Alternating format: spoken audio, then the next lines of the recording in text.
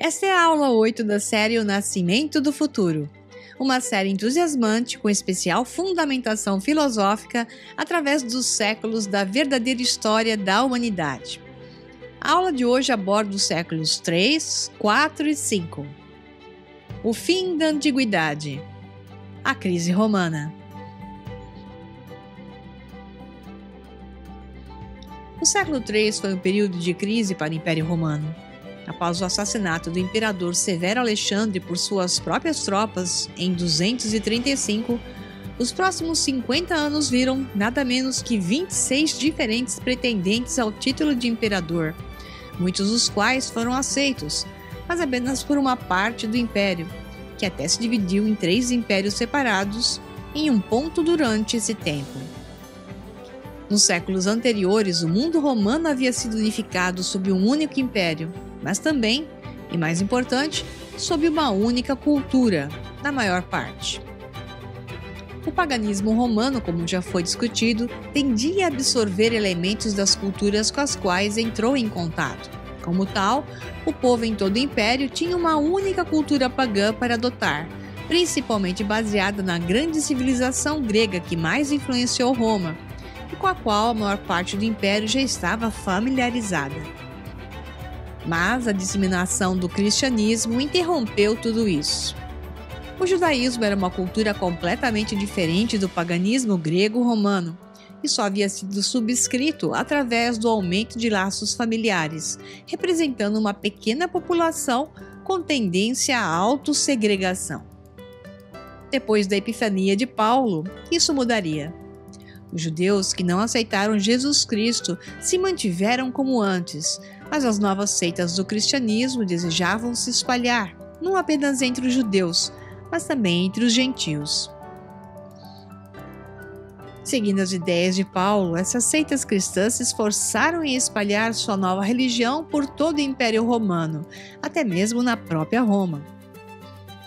Essa religião, porém, estava tão em conflito com o paganismo romano que era difícil convencer os cidadãos romanos de que a deveriam aceitar. Aqueles que o faziam, geralmente escravos, se encontravam tão em conflito com o resto do mundo romano que tendiam a uma forma mais zelosa de cristianismo, devido ao conflito entre sua nova fé e a cultura do mundo ao seu redor. Adicione agora as seitas gnósticas à mistura e podemos ver claramente a fratura da sociedade romana nessa época. Não é de se admirar, portanto, que tenha havido tal crise política no século III. Uma casa dividida contra si mesma não pode resistir, e o vírus do cristianismo estava fazendo o seu trabalho. O Império Romano não era mais unificado culturalmente, portanto, uma crise política era inevitável. O neoplatonismo. Havia uma grande diferença entre a religião dessa época e a religião dos primeiros tempos dos gregos antigos. Os gregos simplesmente foram muito mais intelectuais. O judaísmo e o cristianismo eram religiões extremas, mas quase sem nenhum conteúdo intelectual, razão pela qual apelavam para os ignorantes. Da mesma forma, as novas seitas gnósticas, embora inspiradas pelo paganismo grego, rejeitaram muito o intelectualismo a fim de apelar para a mentalidade religiosa da época. Mas, no século III, um grande gênio apareceu no mundo, sendo aquele que iria reviver a filosofia grega ao a combinar com a sensibilidade religiosa da época, assim produzindo uma religião verdadeiramente inteligente e intelectual. Talvez, se tivesse tido a chance, poderia ter restaurado a unidade ao Império Romano. O gênio foi Plotino, e sua religião filosófica ficou conhecida como neoplatonismo. Depois de viajar para Alexandria em busca de sabedoria filosófica, Plotino se deparou com um homem chamado Amônio Sacas, cujas palestras sobre a filosofia de Platão afetaram Plotino de tal maneira que ele imediatamente começou a estudar com esse novo professor. Depois de muitos anos de estudo com Amônio Sacas, Plotino começou a viajar, ganhando mais sabedoria de filósofos persas, indianos e árabes, antes de finalmente se estabelecer em Roma no final de sua vida, onde espalhou seus ensinamentos pela grande cidade. A religião filosófica de Plotino é basicamente a filosofia de Platão, mas se tornou uma religião. O próprio Plotino insistiu que não estava criando nada, mas sim produzindo o verdadeiro ponto culminante da filosofia de Platão. No sistema de Plotino, tudo tem sua origem no que ele chamou de o ou uno. De fato, o uno é essencialmente o mesmo conceito, já conhecido sob o termo arc, a fonte de tudo no universo. Mas para Plotino, o uno como a fonte de tudo também é muito semelhante ao conceito de Pitágoras, do ponto que contém todos os outros pontos, ou seja, o uno é puramente adimensional e imaterial, mas contém dentro de si tudo mais no universo.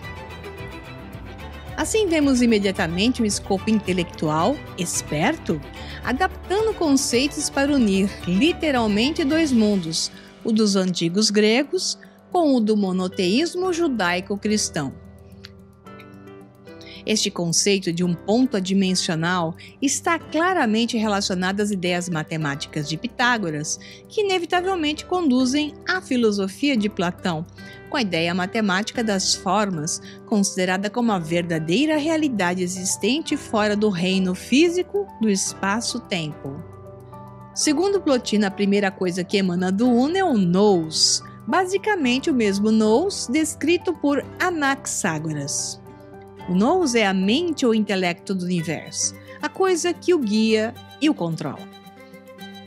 Para Plotino, o nous contém dentro de si todas as formas perfeitas das quais Platão havia falado. Com a mente do universo, o nous sabe tudo sobre o universo e pensa todos os pensamentos possíveis simultaneamente. A próxima emanação é a psique, ou alma, emanando do nous. A psique é basicamente equivalente ao demiurgo de Platão. Enquanto o nous pensa tudo simultaneamente, a psique pensa mais devagar por um processo linear. A psique pode acessar as formas presentes no nous e as usar para criar a próxima emanação, que é a natureza ou o mundo físico, sendo tal como disse Platão, uma cópia inferior das formas no nous. A psique também é dividida em duas partes. Em primeiro lugar, a parte superior, que é a alma do mundo, a alma coletiva do mundo. E em segundo lugar, a parte inferior, que assume a forma de todas as almas individuais do universo. Essas almas individuais são, é claro, nós. Mas, de acordo com esse sistema, podemos ver como todos nós somos apenas algumas emanações do uno, a fonte de tudo. Plotino explica que essas almas consideram o mundo físico uma verdadeira realidade, quando de fato a verdadeira realidade é mental e não material. As verdadeiras formas do nous, em vez de suas cópias inferiores na natureza. Para Plotino, a tarefa de nossas almas é abandonar o mundo físico e viajar de volta pelas emanações, primeiro para a psique superior, ou alma do mundo, depois para o próprio nous, onde estão as verdadeiras formas, e finalmente de volta ao uno, que contém tudo. Essa ideia expande o conceito original de Anaximandro de que o universo começa como apeiron, e deve retornar novamente ao apeiron. Deve ficar claro que o sistema de Plotino está mais próximo do gnosticismo do que do cristianismo, já que o neoplatonismo afirma que todos devemos retornar ao assim como o gnosticismo afirma que todos devemos escapar do mundo físico falso do demiurgo e retornar ao Deus verdadeiro, que basicamente corresponde ao uno. O neoplatonismo teve um efeito significativo no mundo da época. Muitos intelectuais pagãos reconheceram a superioridade deste sistema e foi adotado por muitas das escolas de filosofia em Alexandria e em outras partes do Império.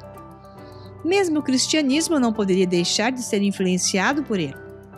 Como as várias seitas cristãs estavam frequentemente em desacordo, até entre si, acabou por ser necessário definir melhor os seus sistemas, o que significava ter de se tornar mais intelectual, principalmente para dar uma definição melhor ao seu Deus. O neoplatonismo levou ao ressurgimento da filosofia grega e mesmo esses teólogos cristãos não puderam resistir. Os teólogos, entretanto, tendiam a manter isso para si mesmos, em vez de tentar educar seus seguidores. A vasta maioria dos cristãos comuns permaneceu sem educação, e a natureza mais cínica do cristianismo, com suas promessas de recompensa divina e suas ameaças de punição divina, provou ser um método muito mais fácil para controlar as pessoas comuns. E basta observar que esse gatilho mental continuou a funcionar tão bem até nosso momento atual e com ênfase.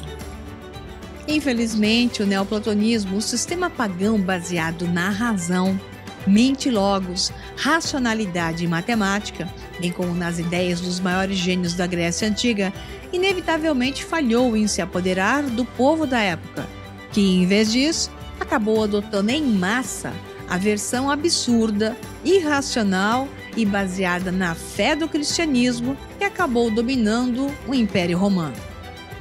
A ideia central pode ser resumida nas supostas últimas palavras de Plotino: tentem elevar o divino em vocês, ao divino em todos.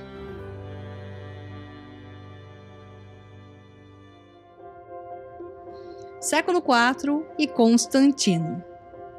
Na Roma do início do século IV, o neoplatonismo de Plotino teve uma grande chance de se tornar uma nova forma intelectual revolucionária de paganismo baseada na filosofia grega.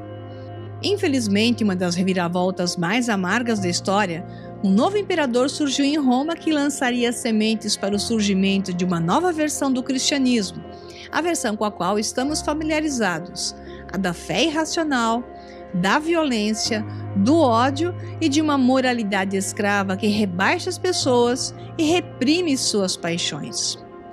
Foi o imperador Constantino que, embora tenha vivido a maior parte de sua vida como pagão, em 313 ajudou a declarar a tolerância religiosa para o cristianismo e, na verdade, qualquer outra religião em Roma.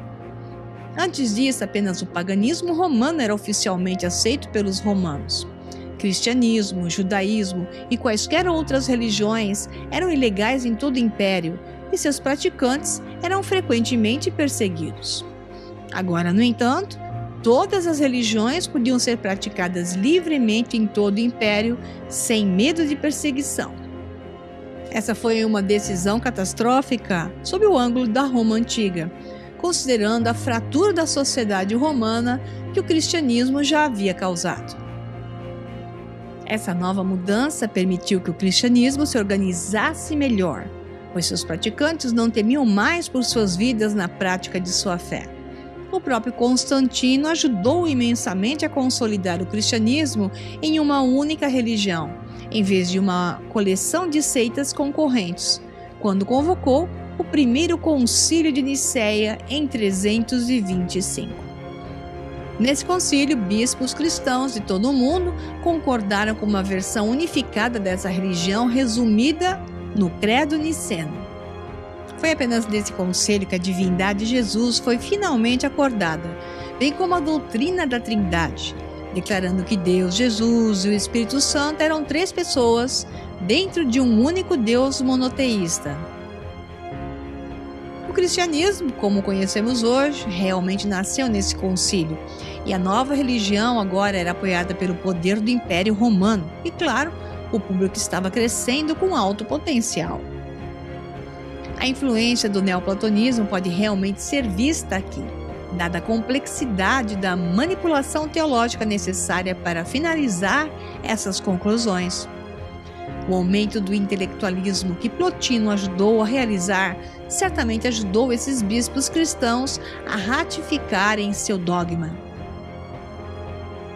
O cristianismo, influenciado pelo paganismo, certamente se tornou mais intelectual do que o judaísmo jamais fora, mas apenas, ao que parece, para os bispos do Concílio de Nicéia e outros altos funcionários da religião. Os cristãos comuns foram mantidos lamentavelmente ignorantes dos detalhes mais sutis da fé que subscreviam, muitos dos quais, na verdade, expunham enormes falhas racionais que mostravam uma fraude elaborada. A doutrina da Trindade, por exemplo, mostra isso. A maioria dos bispos no concílio insistiu que Jesus deveria ser considerado divino. Para manter sua posição de monoteísmo, a divindade de Jesus teve que ser igual à divindade de Deus. O conceito de Espírito Santo foi então tratado da mesma maneira. Essencialmente, o cristianismo desejava ter seu bolo e comê-lo por ter um sistema de 3 elementos divinos, mas também aderindo ao monoteísmo. Jesus, como um filho divino de Deus, é muito semelhante a várias figuras pagãs da mitologia, até como os Césares, que foram elevados à divindade, e um filho desses Césares divinos, que se tornou, portanto, o filho do Deus, como também semideuses, que foram elevados à divindade pura. Embora o cristianismo se lembre de Constantino como o primeiro imperador cristão, ele na verdade permaneceu um pagão até se deitar no leito de morte, só então sendo convertido à nova fé. Os historiadores continuam a debater até que ponto Constantino foi um verdadeiro apoiador, crente no cristianismo ou não. Agora, nesse estágio, parecia que o cristianismo iria assumir completamente o controle de Roma, devido ao uso do medo para controlar seus adeptos. Os cristãos, por medo de seu Deus, eram muito mais facilmente radicalizados do que os pagãos, e como tal, a natureza zelosa do cristianismo encontrou pouca resistência dos pagãos, geralmente mais pacíficos. No entanto, houve um último suspiro de paganismo no final do século, quando o novo imperador Juliano chegou ao poder em 361. Juliano, que havia recebido uma educação grega de primeira classe, viu que os novos valores do cristianismo estavam em total desacordo com tudo sobre o qual o Império Romano foi fundado, e ele temia que essa nova religião significasse o fim do Império. Como tal, ele fez grandes esforços para rejeitar o cristianismo e promover o neoplatonismo, o favorecendo enormemente. Juliano introduziu novas leis que visavam bloquear o progresso do cristianismo e restaurar a primazia do paganismo dentro do Império Romano. Ele estava bem ciente que o conflito de culturas em todo o Império era a causa raiz da fratura da sociedade romana. Para que uma sociedade prospere, deve haver uma unidade de cultura, e Juliano teria preferido que essa cultura fosse o paganismo intelectual, em vez da fé irracional do cristianismo. Mas, apesar dos esforços, Juliano não teve sucesso, pois o dano já havia sido feito. Havia tantas seitas e cultos pagãos diferentes, cada um com crenças e filosofias particulares, que havia uma falta de unidade entre os pagãos, ao passo que, graças ao credo niceno, os cristãos agora estavam unidos em suas crenças e práticas e podiam, portanto, combater o paganismo como uma única unidade. Com certeza, com a morte de Juliano, o cristianismo foi restaurado como a religião oficial de Roma sob o seu sucessor, Júpiter, e a condenação do império foi selada. A tragédia do século IV, que viu o paganismo intelectual benevolente empurrado para as profundezas da terra e substituído por uma fé violenta, junto à moralidade escrava do cristianismo, nos mostra quão importante é a necessidade de unidade e intelectualismo. Somente se estivermos unidos sobre uma única bandeira, todos aderindo ao mesmo sistema racional, podemos ter esperança de nos opor ao poder da velha ordem mundial, vestida de nova, tal como está em nosso momento atual. A ascensão do cristianismo no século IV mergulhou o mundo em uma escuridão da qual ainda não emergimos. Mas o amanhecer está chegando, e se todos nós estivermos unidos, este mundo fragmentado pode ser reparado e a luz restaurada.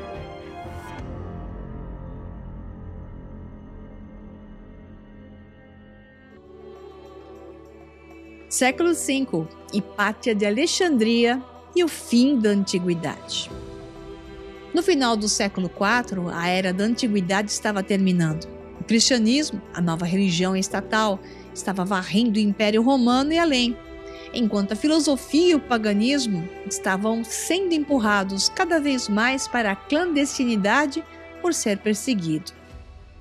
O conhecimento, a cultura e a sabedoria que deles emanava estava se extinguindo. Em 393, o antigo oráculo de Delfos fez sua última declaração registrada dizendo simplesmente: tudo acabou, antes que o templo fosse fechado para sempre. E é aqui, em Alexandria, onde vemos uma das mais terríveis tragédias de nossa história.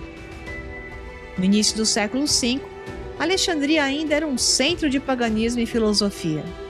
O neoplatonismo estava sendo mantido vivo em uma escola chamada Mouseion, chefiada por um matemático de nome Theon. Theon restaurou o neoplatonismo ao que ele considerava uma forma mais pura, mais fiel às concepções originais de Plotino. Ele foi sucedido no Mouseion por sua filha Hipátia, uma das mulheres mais notáveis da história.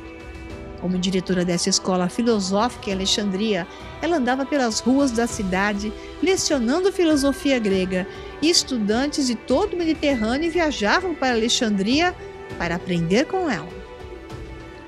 Apesar da natureza pagã do neoplatonismo, a grande maioria dos alunos de Hipátia em Alexandria eram cristãos, devido ao surgimento e disseminação dessa nova religião. Mas Hipátia era tolerante com os cristãos, especialmente se eles buscassem aprender filosofia com ela. Ela era conhecida como uma grande matemática e astrônoma, além de filósofa. Por ser extremamente bonita, muitos homens a tentaram cortejar sem sucesso. No início do século V, o bispo cristão de Alexandria era Teófilo, que se opunha fortemente à forma mais antiga de neoplatonismo em Alexandria. No entanto, Teófilo era muito tolerante com Hipátia e sua escola, o que lhe permitiu promover boas relações com líderes políticos romanos proeminentes e a levou à sua grande popularidade em Alexandria. Em 412, no entanto, Teófilo morreu e foi sucedido por seu sobrinho Cirilo, que começou uma campanha implacável contra aqueles que não o apoiavam. A crueldade de Cirilo continuou com a expulsão de todos os judeus de Alexandria em 414, uma ação que ultrajou o prefeito de Alexandria chamado Orestes, que havia se convertido ao cristianismo. Isso deu início a uma grande rivalidade entre Cirilo e Orestes. Cirilo começou uma grande campanha de difamação contra Hipátia, a acusando de práticas satânicas e de ser um perigo para o cristianismo. O ponto culminante dessa história representa a vitória da fé irracional sobre a filosofia racional no mundo antigo.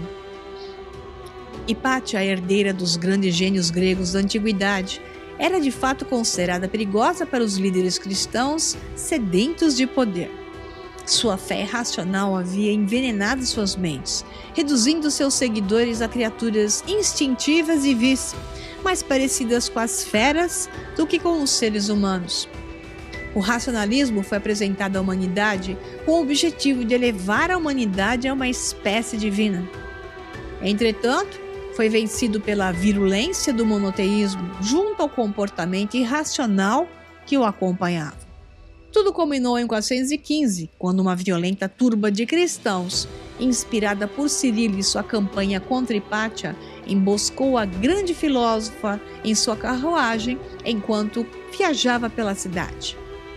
Eles a arrastaram para o Caesarion, um antigo templo pagão que foi convertido em uma igreja cristã. Lá, em uma terrível demonstração de brutalidade que a fé cega inspira, eles a assassinaram de forma horrível, supostamente raspando sua pele com cascas de ostra, rasgaram seu corpo em pedaços que foram levados para a cidade e incendiados. A história conta que o assassinato de Pátia enviou ondas de choque por todo o Império, como um símbolo poderoso do que estava acontecendo em todo o mundo na época, ou seja, o fim da grande era da antiguidade, do paganismo, da filosofia e da glória da antiguidade grega. Ela é o mártir do intelectualismo, paganismo e do feminismo, e é uma figura inspiradora em nosso sistema final. Após a morte de Pátia, a luz de Alexandria foi extinta e o mundo ficou coberto de trevas. No final do século V, o Império Romano do Ocidente não mais existia na forma como conhecemos. Entretanto, se escondia por debaixo das vestes cristãs. Em apenas alguns séculos, seu poder se tornaria ainda maior. O cristianismo abriu as portas para o Império Romano novamente dominar o mundo. E a filosofia, o intelectualismo racional foram empurrados profundamente para a clandestinidade. E finalmente, em 529, a Academia de Atenas foi fechada, sendo este em si o símbolo do fim da antiguidade. A Idade das Trevas havia realmente começado, e além de muita miséria, dores e escuridão, não há muito para se contar. Por isso mesmo, na próxima aula daremos um salto temporal. Diretamente do século XIII, veremos o surgimento da Renascença, da forma como bem diria Dante: a beleza desperta a alma para agir. Até lá!